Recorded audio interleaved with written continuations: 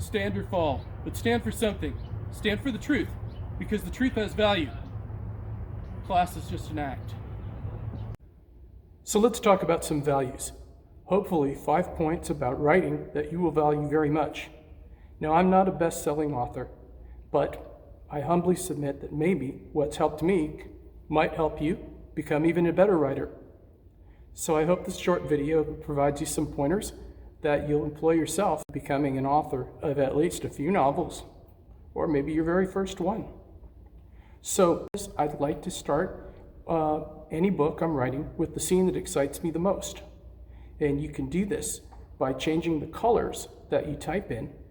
And usually Microsoft Word begins with a black setting, but you can change to type in red and green and all over the place to write what comes before and after your favorite scene that you wanted to tell, and you'll develop your story around that. And this is what I mean about writing in different colors. So over on the right is the very first scene I ever wrote for the library. I was up in the middle of the night wondering just how many teeth an alligator had, and did that scene, that infamous scene with the death roll when one of our young adventurers wanders into the wrong cave. Then from there, actually, I did realize alligators would rather be out in the sun than living in a cave, but hey, it was a cool scene and it played off really creepy. But then I wrote the scenes around it, like when Naomi was sleeping with Tony to get the maps to the treasure and trying to catch up while Hughes was ahead of them, and that's over there on the left, and I have it colored in green. And then you come down here, and I want to see how the students reacted when they came to class. And their professor and some of their classmates were missing. So I have this over here colored differently again. I think it's some kind of lavender. And I had written that stuff after the fact of the scene with Darren Hughes and the alligator.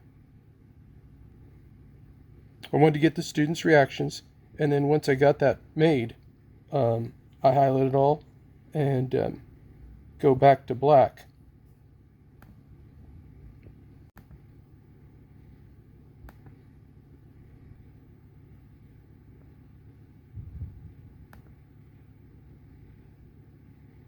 And there you go. It's kind of the organic way of writing.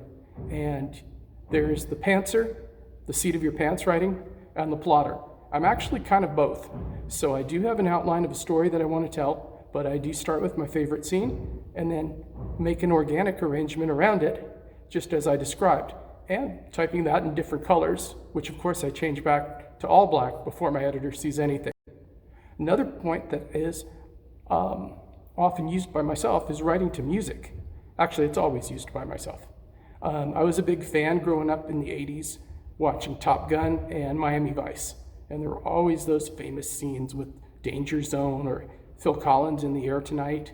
I even wrote the ending to The Treasure and that showdown between Daniel Winthrop and Christopher Pratt, 2 in the air tonight. What I wanted to do with that was try to evoke the same feeling that you get from that song into the writing of the words I put down in the story. And then when I'm just out and about, I replay the music to get myself back into the scene that I'm going to write, or a scene that I haven't written that's nearby one that I have, and be able to complete it from that point, because I feel that same emotion and I'm surrounded by the memories of the scenes that I already did and how they're supposed to go. So I literally write to music. I mean, here you have Legends, which is upon leaving Chicago when Leung Tran and the biker gang gets into a fight. Then you go down to Atlanta, and you're in Tulsa, Oklahoma over here at the hospital when Naomi takes her son in for a COVID check. Then you go out towards the strip clubs, of course, for some fun there.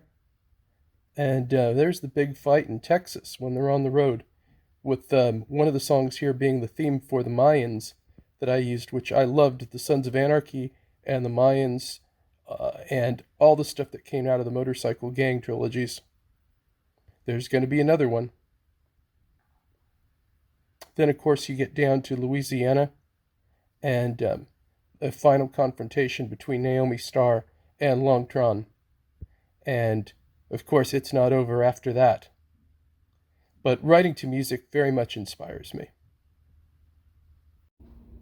My next point I'd like to cover is finding a great editor. Adrian Mock is now taking charge of a lot of the books that I'm producing and making sure everything is perfect. You don't want to worry about your grammar and your paragraph structure when you're getting your story out. Tell your story by all means, do that first. Then go back and figure out your paragraphs and what your chapters will be, and have somebody else check, spell check of course, but there's context like there and there and there, and how many times people confuse it. You'll figure out what I'm talking about once you see your work on paper. But those types of things you can take care of after the fact that you've told a great story. So out doing that first, please. And finally, while you're doing that, create your characters' voices. In The Library and The Infection, Naomi Starr begins as somebody actually designed to be immature. You want to have your character flaws, whether they're likable or not, but at least make them relatable. And then from there, you can develop your character changing. The story should definitely affect your leads, and something progresses them through the story that makes a difference in their lives, or why tell it? But Naomi has a childlike, semi-juvenile voice, and she should be, as her tone changes, you'll notice the seriousness of the situations in the story change and become much more critical. The stakes get higher. And you'll see that in the change in the character's tone. But it's important to show a difference of something affecting her and how this all relates to the bigger narrative. And that makes a compelling story.